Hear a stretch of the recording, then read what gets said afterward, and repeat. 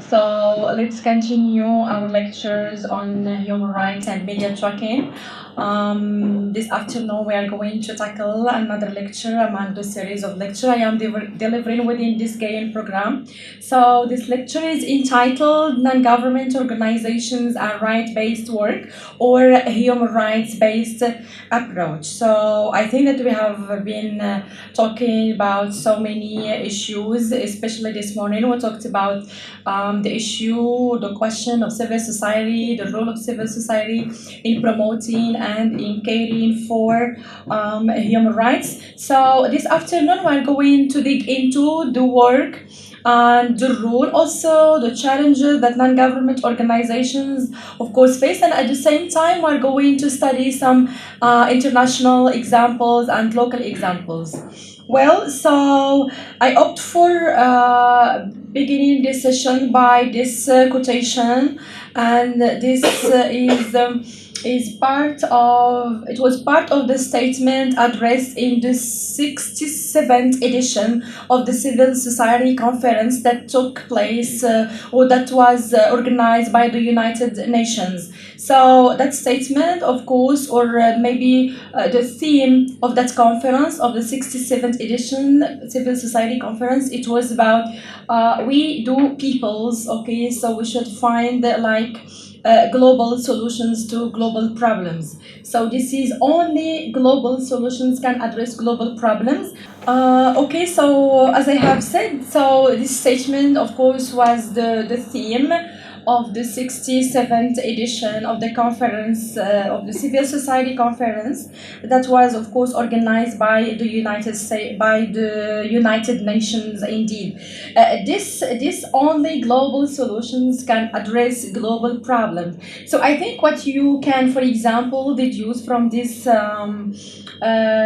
quote or from this statement is that it emphasizes again what we have talked about. It means the interconnectedness of challenges, like, for example, many problems that our planet faces, like climate change, like pandemics, for example, human rights violations, economic inequality, racial discrimination, social injustice. All these things, of course, the United Nations believe that they transcend national borders, and they require at the same time cooperation beyond individual nations. So these issues, they are very complex, and of course they affect numerous countries and regions simultaneously at the same time, and sometimes, of course, they are driven by forces such as globalization, trade, and international migration. So this quotation, really, it's very I do believe it's very relevant, very suitable to what we are going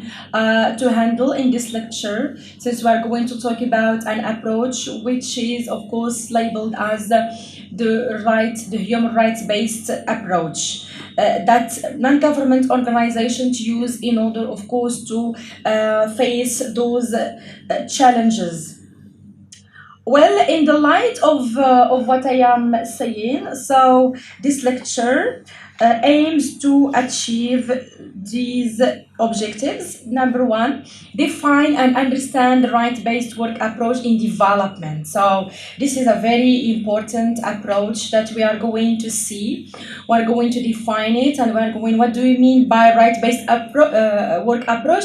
And at the same time, we're going to see case studies. It means how non-government organizations implement this. Again, we talk all the time about implementation. So how non-government organizations all over the world, how they implement this approach, which is based work approach.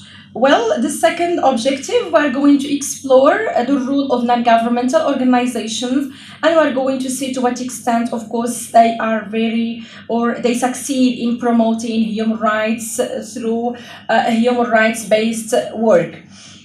The third objective is that we're going to identify key components and principles of a rights-based approach, where we are going to see what do you mean by this based human rights based approach, and we're going to see some key features of this approach. analyze some examples. This is what concerns us, is that we are going to study, we are going to discuss and see to what extent non-government organizations all over the world, to what extent they employ these human rights-based approaches in their work to address social, economic, political, and also environmental issues. So we are going to see so many examples, of course, that tackle this issue in a very efficient way. Also, we are going to assess at the end, maybe, of our lecture. So we are going to assess the challenges and benefits associated with implementing a rights-based approach. So this is something also very important. We may also cite some recommendations that our communities, for example, may use in order to implement this approach successfully. So in the first instance, what do you mean by this approach, which is a right-based approach? So a right-based approach is an approach, of course, that integrates. It is an approach to development, rather to human development. It aims, of course, to integrate human rights norms, principles, and standards into development work. So this is the human rights based approach. So it integrates everything, for example, all our norms, principles, our community standards into development work. We are going to see in details. So I'm going to just show you the key maybe features of this right-based approach. So as you see here, empowerment. So it is about empowering individuals, particularly marginalized communities, by asserting their rights and ensuring, of course, their duties in their societies. At the same time, it is about participation also. So participation is very important. Why? Because it ensures. It is about ensuring that marginalized people, for example, marginalized groups, they are actively involved in the decision-making processes that affect them. So you see, a human rights-based approach is about integrating people, integrating norms, integrating standards into, of course, into the development, into human development. There is also a human rights-based approach. It's about accountability, which means holding governments, for example, non-government organizations, and even other institutions accountable for upholding this question of human rights obligations. It is also non-discrimination. So, of course, we talk all the time that human rights, if they are to be implemented, they should be very inclusive, they should be very inalienable, they should be very interdependent, for example, and indivisible. So this is it exactly. Even, for example, this approach, human rights-based approach, so it is non-discriminatory approach. So it integrates all the segments of society, and this is, of course, its major aim.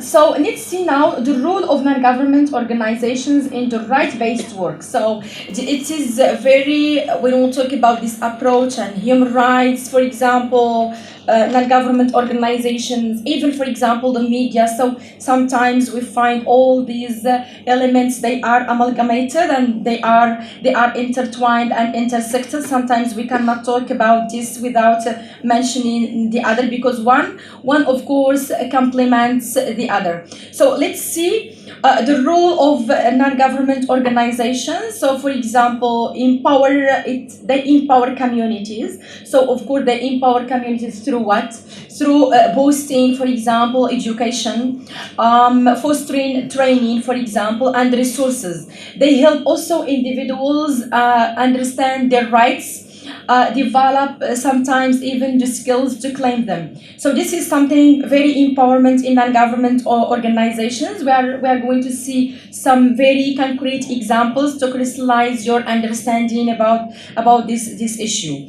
Also, it's about advocates for policy change. So how? So I think that we have also tackled this thing okay beforehand. So it's about sometimes even it helps the government, for example, if they would like to government members, if they would like to reform a law, to revise a law, for example, in order to uphold human rights while upholding, of course, human rights standards. Also, it monitors, or non-government organizations, they monitor and they report at the same time, because this is what we do appreciate in the work of non-government organizations, is that they are not just detecting, for example, human rights violations or abuses, but they write reports, and this is something very important. So they lead to us a trace, okay, that we can study maybe later on. So many non-government organizations, of course, they act as watchdogs, monitoring human rights abuses, and sometimes even holding duty bearers accountable. Also, they collaborate and they support. So this is, of course, one of the major roles of non-government organizations. So often they are partners with grassroots organizations. They are also they help international agencies to expand the reach and impact of their rights-based initiatives. So this is grosso modo, of course, the role of non-government organizations. So they empower communities, they advocate for policy change, they monitor and report, they collaborate, and they support, of course, the community. And believe me, the role of those non-government organizations, it's very similar and very necessary. Not just very important, but it's necessary. Sometimes the population is in dire need of such non-government organizations. Why? Because even if we can talk about their work in general, so their work is very diverse, and it touches many spheres, many domains. Sometimes you find that government organizations, sometimes they have this multidisciplinary field of work, and this is something that we can appreciate. Sometimes you find them very specialized in either in economy or social spheres, for example, or cultural spheres. And sometimes you find like international, for example, and government organizations, you find them multidisciplinary. It means they touch upon many topics, diverse topics in diverse contexts also, especially when they are global non-government organizations. So they can study many countries, and they can study diversity of people, and via, of course, diverse platforms and diverse media. So this is what signifies, of course, their importance, and this is what makes them really very necessary in our society, because they are also partners of our governments. They are like watchdogs at the same time, but sometimes they can even maybe create projects, sometimes even, so they are very creative. And the members, sometimes even you find the members of those non-government organizations very creative members. So they collaborate in our society, not just in monitoring or sometimes even detecting human rights abuses. No, sometimes they have this positive function in the sense that they can suggesting, proposing projects, for example, like environmental projects. Why not? Sometimes even they can suggest legal reforms. Sometimes because they monitor the government, so they see the weakest point of the government, the strongest point of the government. So they can have this force of suggesting, propounding, like laws, for example, or reforms, even revising revising laws, even sometimes evaluating laws if the law is up to date or is out to date. So this is something which we can, for example, say about the role of non-government organizations worldwide, especially because they work with this very important seminal approach, which is a human rights based approach. And this is something very important because we find those non-government organizations, we find them very they are very near, and they are all the time beside the population, beside people. Sometimes they know what the population needs.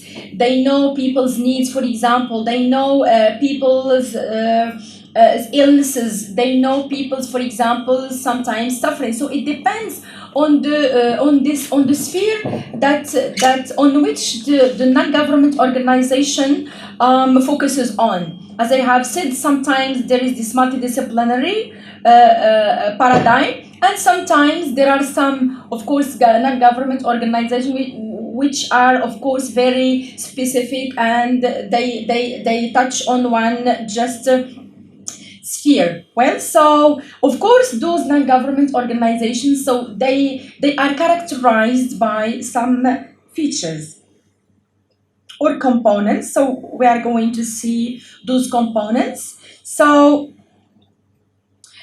they identify, or these are just some key features of this right-based approach that, of course, that is used by those non-government organizations. So what is the importance? So here lies the importance of right-based approach. Why? Because it helps identifying rights and duty bearers. So this, of course, what does it mean? It means that using or this approach, of course, requires non-government organizations to identify specific rights being addressed. For example, so they identify, for example, right to health, right to the environment, for example, right to education, right to clean water, and so on and so forth. And it helps also to clarify who is responsible for upholding these rights. So this is also one of the major features of this approach. And this approach really is very it benefits, of course, non-government organization, and it facilitates, of course, their duties. Also, empowering rights holders. So this is also another core principle of this human rights-based approach. It is about empowering individuals, communities to become active participants, active rights holder. This involves also like educating people about their rights, providing resources sometimes to claim their rights, and creating platforms for participation and advocacy. Ensuring accountability. So this is also accountability mechanism. It is also very crucial in this human rights based approach. Why? Because it often works to establish monitoring frameworks. Sometimes it uses even legal tools to challenge abuses. Sometimes it works within governmental and international bodies to treat policies that uphold rights. So this is what we mean by, or this is the key feature of ensuring, of course, accountability. There is also another key feature focusing on participation and inclusion. So this, of course, emphasizes participatory processes that engage communities directly, communities which are, for example, affected by development projects. So they engage those communities, of course, to benefit from those development projects for sometimes, and sometimes even this key feature is about ensuring some solutions in very specific context, and this is something very important. And also sometimes they find solutions to marginalized voices, vulnerable people, and they encourage them, of course, to speak, and they give them opportunities to be heard. Another key feature of a human rights based approach is that it's addressing raising consciousness also, or addressing systematic inequalities. So raising consciousness, so this is something also very important. So of course they raise the consciousness of the population about their rights. So population should know, for example, their rights, and at the same time, this is the first thing. And this is what I emphasize so many times. If you don't know your rights, if you are not aware of what's going on, for example, around you, so you cannot find solutions at all. So the first step, of course, to enjoy your rights is that you know your rights, and this is one of the major key feature of this key features, of course, of this human rights based approach, is that it raises the population's consciousness about their rights and about everything that has, of course, relationship with their communities. Also, addressing systematic inequality. So sometimes this human rights based approach has the function of deconstruction. This deconstructs or a deconstructive function. How? It deconstructs, it dismantles structures that perpetuate discrimination, like for example gender inequality. So sometimes you find an institution of gender inequality. Why? This is due to what? Due to the patriarchal system. So of course this addressing systematic inequality, so it means that it has that function of dismantling, okay, dismantling, deconstructing, okay, the systematic, for example, or the systematic structures that perpetuates, of course, like gender inequality, for example. Sometimes even there are some like structures of racism also. So this key feature of course helps to dismantle the systematic institution of racism, sometimes even economic marginalization. So there are many systematic inequalities in our society, and this approach, it addresses, or this human rights based approach, so it addresses those systematic inequalities, like children, for marginalization of children, marginalized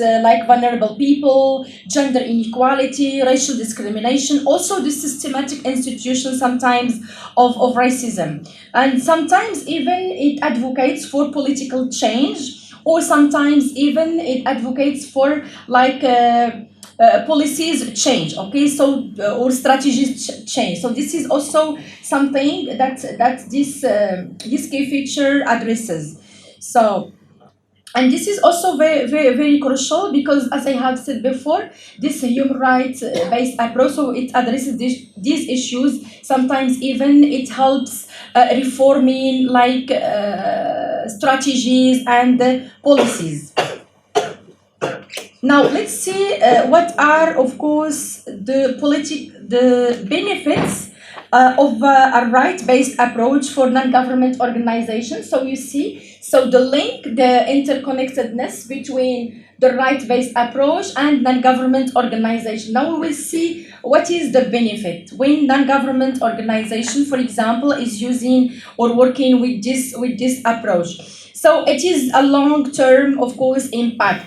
So we cannot talk about a short-term impact. It's a long-term. It's a long vision. Why? Because it addresses structural issues and it leads to more sustainable outcomes. There is also empowerment and social justice. So this is the benefit. Sometimes, of course, it has this goal. So those are the benefits after working and after. So we have those benefits. So it promotes social equity.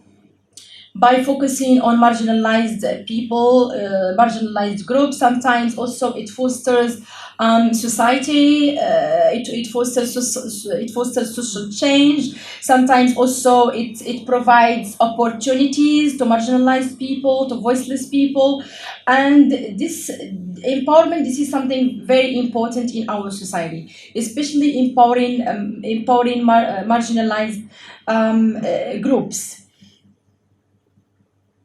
There is also stronger accountability mechanism. So this is also one of the benefits of this rights-based approach for non-government organizations.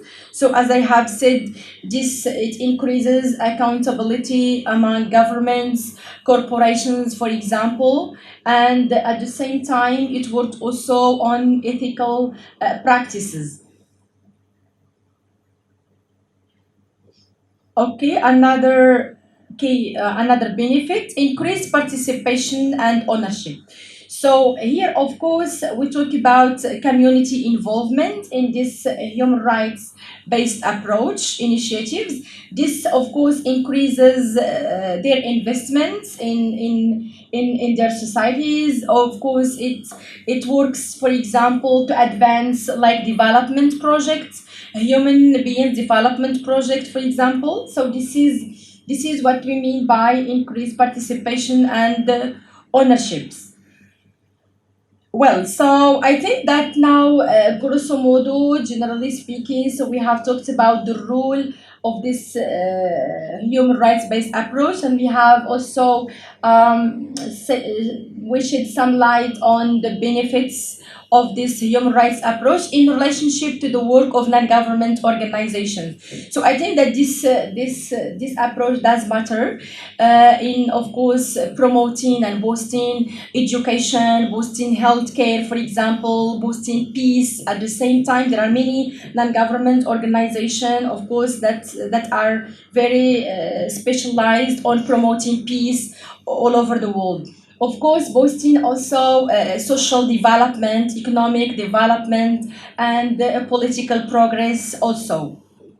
Of course, there are many challenges that, for example, this that the implementation of this human rights-based approach, for example, faces, like measurement and evaluation. So sometimes it's very hard, for example, to just measure the evaluation. Why? Because sometimes this human rights based approach, it focuses on systematic change, which can be very difficult to measure and evaluate. So sometimes it is very, very hard to evaluate, for example, the social change, to evaluate the systematic change, and to trace to what extent, for example, the society is developed. To what extent it's very hard to find sometimes even meaningful indicators. So this is one of the challenges that this approach, of course, faces. Sometimes even it finds like challenges concerning participation. Sometimes even there is resistance concerning participation. There is also, as you see here, resistance from duty bearers also. So sometimes this approach cannot have some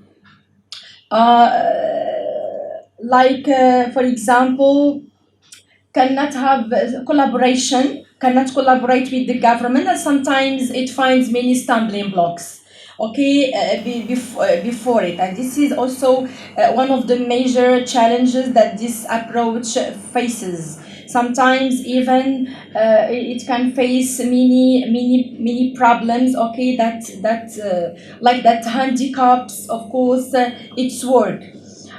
Funding and resources also. So this approach sometimes It often requires, of course, substantial resources for advocacy, for legal action, for monitoring, for securing something. But it's for security also. But it's very hard sometimes to find sufficient funding. So sufficient funding sometimes can be very challenging, especially when donors prefer short-term tangible results, because this is one of the major key features, as we have seen. It's the long-term outcome.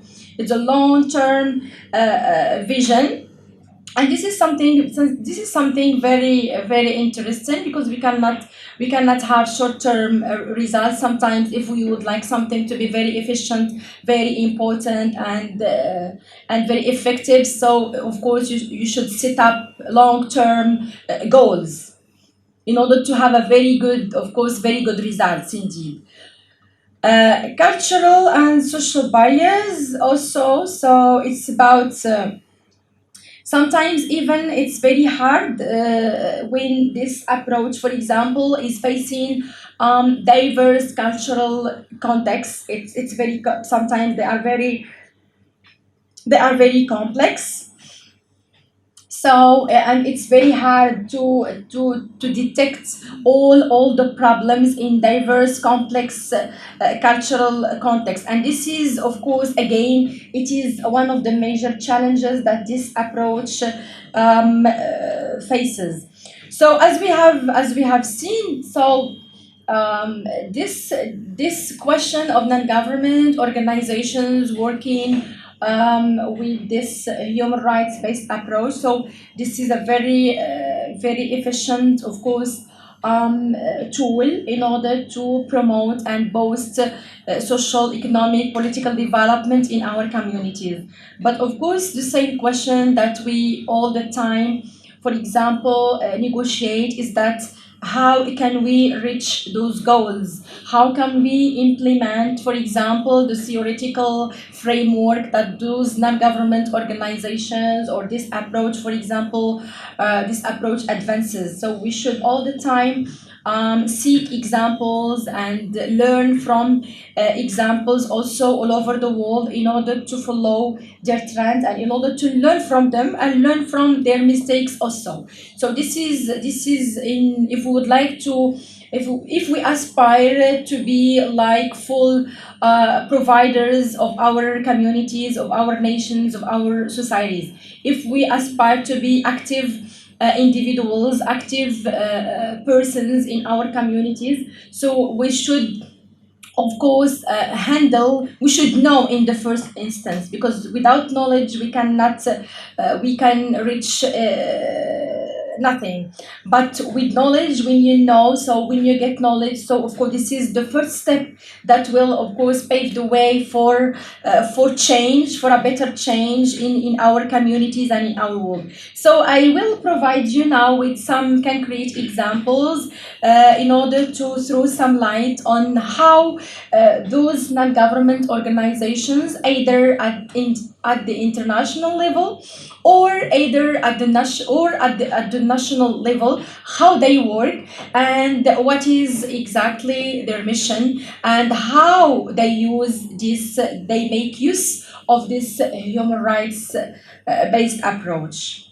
Now let's see some international examples. So like Oxfam. This is Oxfam. It's a non-government organization. It's about poverty alleviation and social justice. So this international organization, it promotes economic and social rights by advocating for fair wages, gender equality, for example, and access to essential services. It also mobilizes communities to demand like policies that address inequalities and improve livelihoods. This is a very crucial organization, and of course it works within this human rights based approach, because it advocates for fair wages, for wages especially for marginalized people like women, for example, salary and women's wages. Also, it mobilizes people. So it's also about mobilization, mobilizing communities to demand, of course, their rights, to advocate for the rights, and to have their own place in their own societies. So this Oxfam, so it works within this with the human rights or human rights based approach, or just the RBW. It means rights based work or based approach. Well, another example also, it's at the international level. It's all the time an organization. It's the national. Sorry, this is the local. It's the local organizations.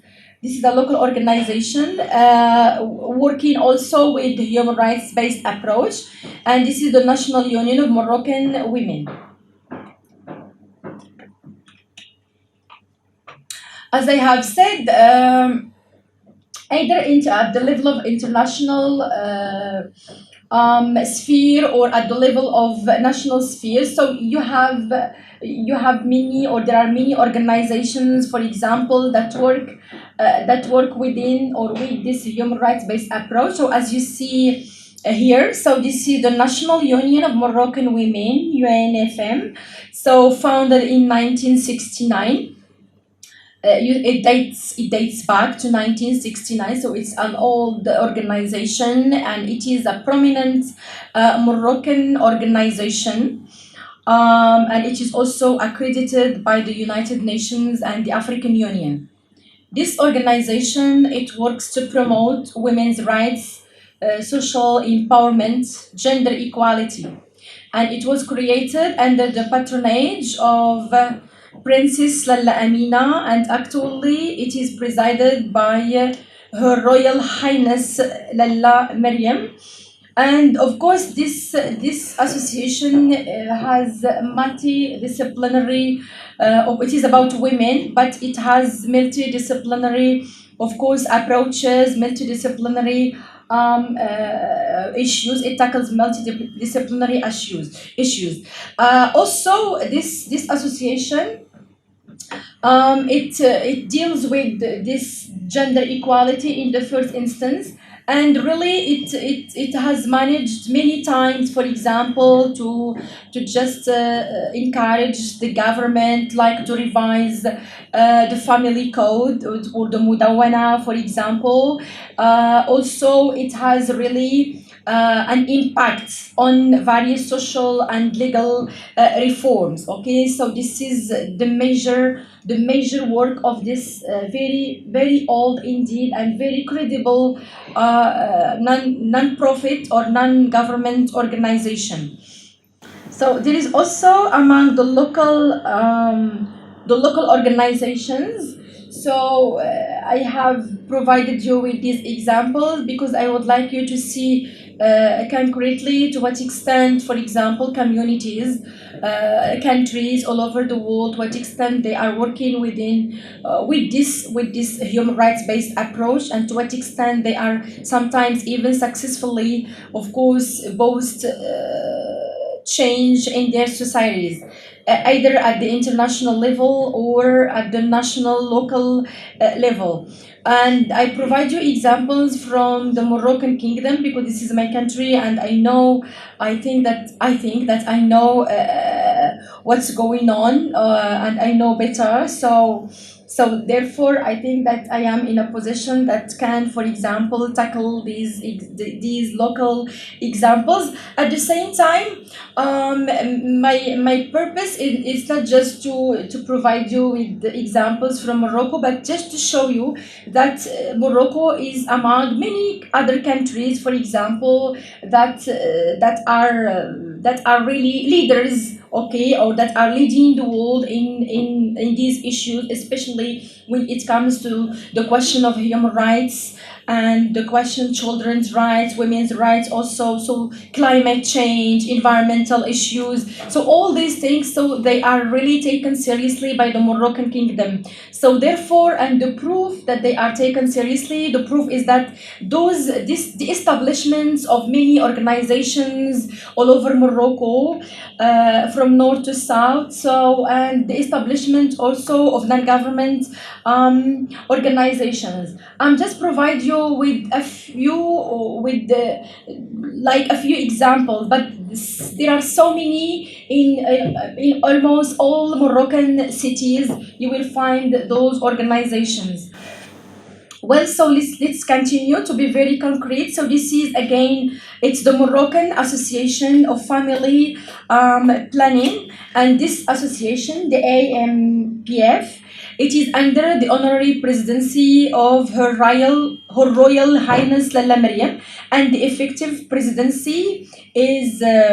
Or the effective president is Mrs. Zahra Mzian Amour. So this Moroccan association also, it is a non-government, non-profit organization, and it was established in 1971 and recognized as a public utility in 1972. And this organization also, non-government organization, it is working with the human rights based approach, and of course it is a member of the International Federation for Family Planning. And also it engages in many civil society, for example, planning many civil society activities, and it has a great impact on Moroccan society, especially concerning the issue of family health care, for example, asserting individuals or viewing individuals without discrimination, like women, young people, men, and so especially the unserved. So this is an organization, of course, non-profit or non-government organization that, of course, works within this approach, within the human rights based approach, because it's, of course, this is the major aim, is promoting family healthcare, promoting family rights in general. Sometimes we talk about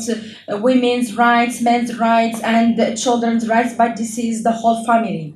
If we talk about the family rights, so we mean the man, the woman, and the children also, especially in our societies. Well, another international organization, so this is at the international level. This is also it's a very important organization. It's about children. It's save the children. This is about children's right, health, and education. As you see here, and what you can, for example, notice is that those organizations or non-government organizations, for example, they are they are sometimes multidisciplinary in their work, and sometimes they are very specialized, like this one, Save the Children. So these are non-government organizations, of course, it deals with children's rights, with children's right to healthcare, children's right to education. So, and at the same time, it advocates for government policies, of course, that protects children, and monitoring the state's obligation in areas like education and healthcare access. So this is also a very important um, organization. At a local level, always, so there is this very prominent, indeed, this is a very significant non-government organization in Morocco, the Democratic Association of Moroccan Women. Of course, this is the quotation that you have here is by Fatima Al-Marnisi, and this quotation is also it inspires the work of this association, in addition, of course, to a human rights based approach. So Fatima Al-Marnisi is a very famous author, sociologist, and feminist militant, Moroccan, of course, Moroccan author, sociologist, feminist militant, and she has published so many books about women's issues. So she is very significant author. She is a very outstanding Moroccan author.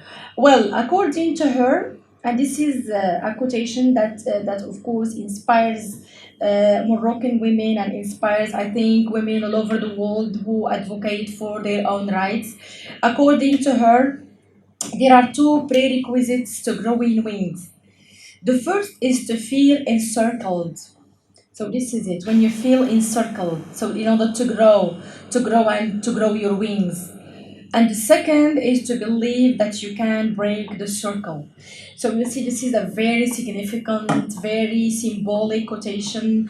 That, of course, if it signifies something, it signifies that of course, even though women sometimes they feel marginalized, or even they feel voiceless sometimes even they feel like silence, but they can challenge. Sometimes that silence will lead them, of course, to just go beyond. They can go beyond, they can take the challenge, and they can grow their wings, and they can break the silence, they can break the circle, they can break their imprisonment. So we have already tackled this question of feminism, and we have tackled those issues of how women, of course, took the challenge, of how they have gone beyond marginalization and beyond the injustice in order to promote their own rights. So this democratic association of Moroccan women, of course, also it works within this framework of human rights based approach, within this paradigm, and it addresses issues. It's about women, so it addresses issues of gender-based violence, for example, sometimes even legal reforms for gender equality, sometimes even socio-economic empowerment for women.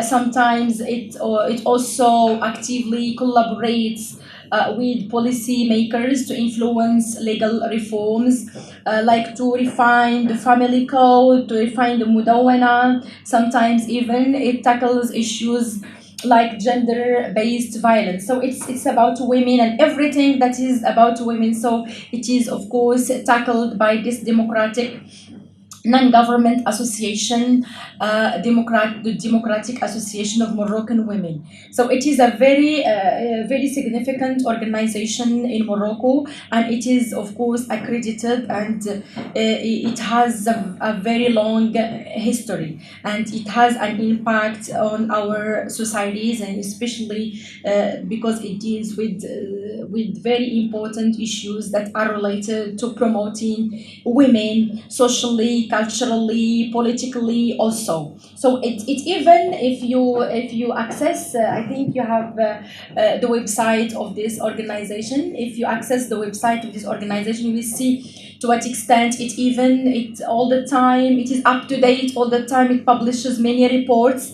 about the development of Moroccan women, either at the level of economy, society, or even politics. Now we find the women also invading the political arena by excellence, and they have their say concerning decision making. And this is, of course, thanks to the work of such organizations. So you see, as I have explained before, so those organizations, so really they play a very pivotal role in promoting human rights in general.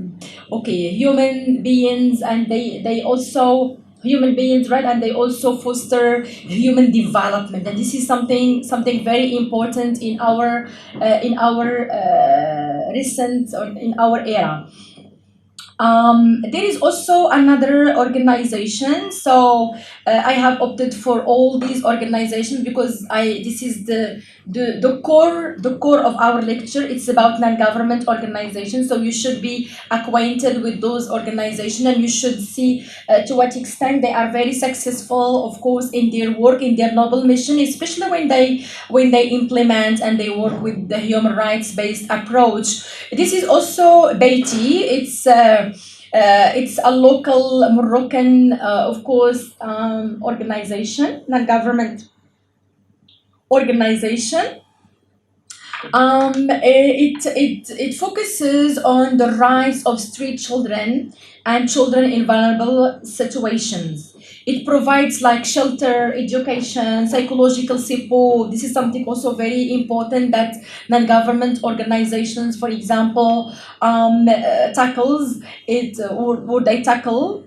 It's the psychological support. This is also something within their strategies and within their policies, along with, of course, legal assistance sometimes to protect children from abuse and from exploitations, from labor, for example. So this organization, which name is Beiti, as you see here. So it is, of course, it works within this paradigm of human rights based approach. Sometimes even it propounds like solutions, and sometimes even it raises the community's consciousness about the importance of caring for children. So as you see, all the organizations that were non-government organizations that we have seen now, some of them are very specialized, like Save Children or Save the Children. So they are specialized in saving the children, for example, promoting children's rights. Like this one, for example, in Morocco, Beiti. So this is also another focused, let's call it like this, focused non-government organization, because it deals with the question of vulnerable, the most vulnerable segments in our society, who are, of course, kids and children. So you see, sometimes you find like non-government organizations, which of course are not specified, but they tackle so many issues because they are multidisciplinary in their work. But here, for example, you find some that they are very specific,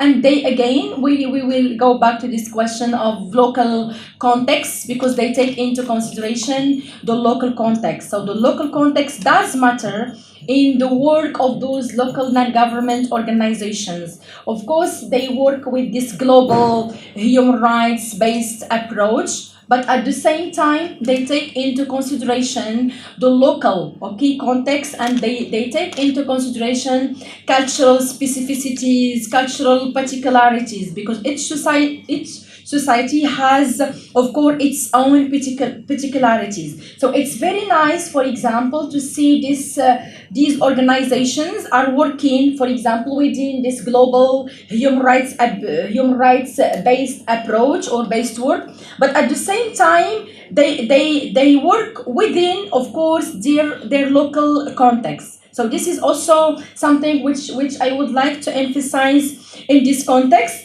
Well, so let's see again other non-government organization, because this is the core of our lecture today. So this is the Union of Feminine Action. This is also another organization, which is, of course, it was founded in 1989, and it was founded to advocate for women's rights and for setting up gender equality among Moroccan women. This is also, as you see here, it's like the Democratic Association of Moroccan Women. This organization also is very specific. Why? Because it tackles gender equality. It tackles issues related to empowering women, for example, to know their claim, to know their rights, and at the same time to know how to speak about their plight. And this is also something which is very important, and this also shows how those organizations, how they work within this framework or this paradigm, which is, of course, a human rights based approach.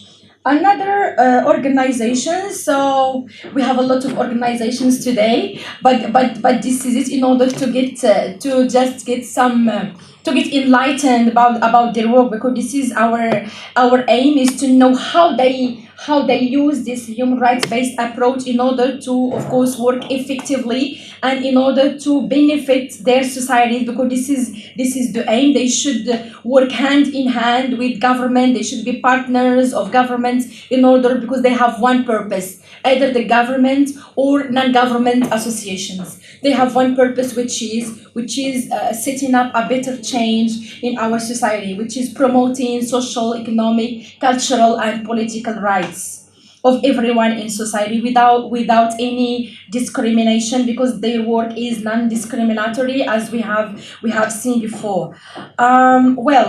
Another very prominent association, and this is a foundation, also non-government foundation, and this time it's not about children, it's not about women, it's not about human, it's within human rights, but it's about environment. So this is also another example. So as I have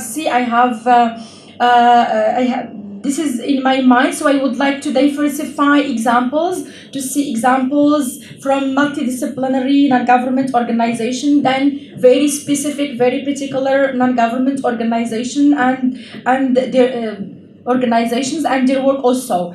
So this is the Mohammed Sist Foundation for Environmental Protection. It was founded in 2001 under the patronage of Princess Lalla, and this foundation is really a wonderful foundation, and it is accredited even by the United Nations. And this organization focused on environmental conservation. It focuses on setting up sustainable development.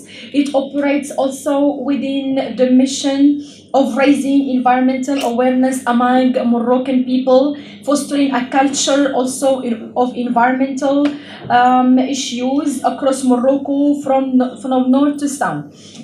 And also the objectives of this foundation or organization, it is also working within the paradigm of human rights based approach, and it aligns the goals of this organization. They align with international environmental standards. So it is accredited by the United Nations, and really the role that, for example, it exercises is very pivotal. It's very important, and it is all the time up to date. It is a very active organization, and it has had a great impact on promoting environmental consciousness among Moroccan people. And at the same time, there is to just encourage people to take care, especially Moroccan people, to take care of their environment. Princess Lalla has also set up like a reward or a prize, and this is an annual prize that people, for example, compete, or women, people all over Morocco, they compete in order to win and to get that prize. And the prize is for protecting the environment. Each year, for example, peoples or organizations, so they introduce their project, their environmental project, in order to win Lalla Hasna's prize, or this Mohammed VI Foundation award or prize. So those, as you have seen now, so those organizations, so they are very prominent because, of course, of their aims, noble mission, and so on and so forth, and at the same time because they use efficiently, this approach of human rights based work. So this is something very important, because they are promoting, of course, that their main aim is promoting and defending human rights all over the world, not just in their communities. So as I have said, all the local organizations, especially Moroccan organizations that they have introduced to you, so their objectives, of course, align with international standards, with the United Nations international standards of defending and protecting and monitoring human rights. Well, so as a conclusion, so I think we should, because we are part of our communities as individuals, as professors, as students, so we can, for example, have some recommendations. So I think we should invest in capacity. So this, because we do believe that this human rights based approach, it has really transformed the landscape of development work, not just in local communities but at the international level. It has also fostered, of course, social, economic, political change. It has also empowered the people with disabilities. It has empowered marginalized, silenced, voiceless people like women, for example, like minorities, like ethnic groups.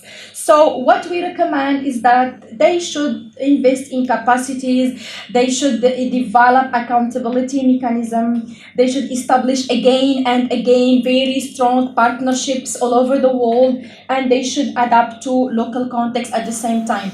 So you see, wherever and whenever we talk about this question of like when I talked about development journalism, so I stress the local context here also. When we talk about non-government organization, yet it's very nice to have this global, for example, vision, and to have this global approach. That's very nice to work with the global approach. But it's without forgetting, and this is something which I stress and I emphasize here, without forgetting our local context, without forgetting our cultural particularities, our cultural specificities. So we are very, sometimes we should take into consideration our discrepancies, not just differences, but our discrepancies. Well, so this is the conclusion and the recommendations that we can, for example, devote in order to enhance maybe the work of non-government organizations within the paradigm of human rights-based approach. So at the end, I will show you a video about a human rights-based approach, and this video will again add to your understanding of what's the nature of this human rights-based approach. And at the same time, we will lead the discussion until the tutorial. Okay, so we are going to maybe write like a comment, okay, on this video, but this is very relevant to the lecture of today. So you are going to watch this video and you are going to see concretely in a very simple way how the work of non-government organizations matter, and how it matters, and at the same time how this human rights based approach is very efficient in promoting change and in elevating, of course, progress in our societies. So let's watch this video. This is the story of two Pacific islands, one big and one small. The people on the small island love their home, but living there did have its difficulties. That's because most of the important facilities like the secondary school, hospital, health center, market, and local government office were located across the water. Getting there was often a challenge, especially for children, the elderly, pregnant women, and people with disabilities. Sometimes it could even be dangerous. One day, a representative from an international agency arrived and called the men in the community together in the community hall.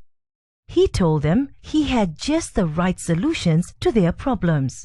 The men nodded and said thank you, although it wasn't quite what they wanted. The people were patient, but a year later, the bridge had still not been built, and they continue to rely on the small risky boat for transport between the two islands.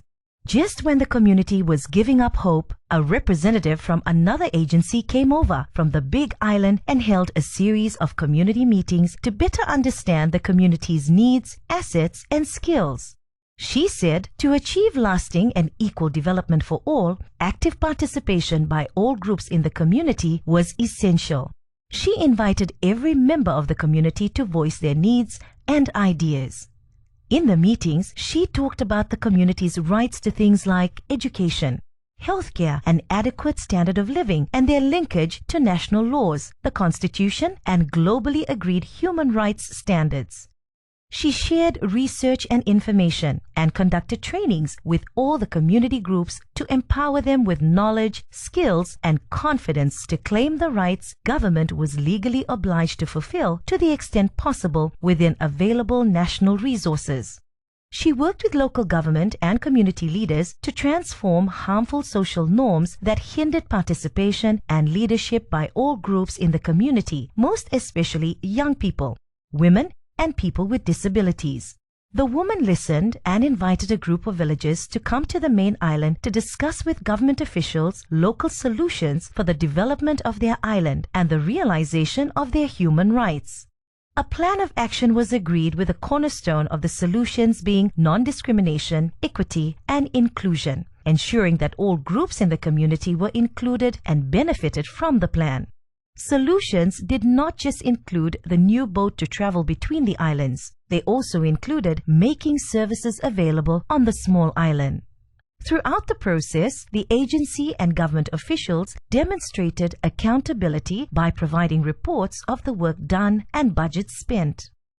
Soon, everyone was enjoying their rights, with people from both islands able to trade, socialize, and collaborate with one another. Both islands prospered. But that wasn't the end of the story. Village leadership structures, local development projects, and government officials maintained a dialogue, continually finding new ways to improve the lives of local people. A human rights-based approach comprised of participation, linked to rights, accountability, non-discrimination, empowerment, and transforming social norms offers the best chance for community-led, people-centered, and lasting development. For more information about the human rights-based approach and how to apply this approach in your work in your country, please contact SPC RRT or visit the RRT website at rrt.spc.int.